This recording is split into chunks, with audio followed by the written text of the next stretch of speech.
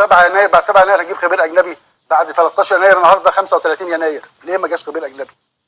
ليه النادي الاهلي ما بقاش يطالب بخبير اجنبي؟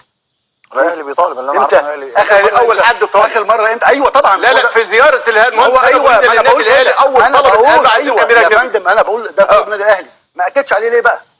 ليه ما اكدش عليه؟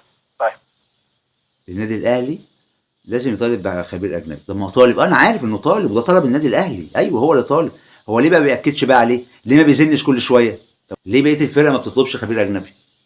بدل كل الحكام معانا والتوجيه وموجهيننا وش احنا بقى الكل معانا، فرق تطلب يا جماعه عايزين خبير اجنبي عشان نوقف التوجيه اللي بيحصل للدوري. النادي الاهلي ده، نادي الزمالك بيطلب ده؟ لا ما بيطلبش. بيطلب خبير اجنبي؟ لا، هو مرتاح مع الحكام بتاعتنا الحمد لله. بس الاهلي كان بيطلب، هو وقف يطلب ليه؟ يمكن ارتحنا يا اخي، كان مبسوطين دلوقتي مع الحكم اللي هو ما كانش عايز يحسب لنا حاجه لولا الفار رجعه عادي.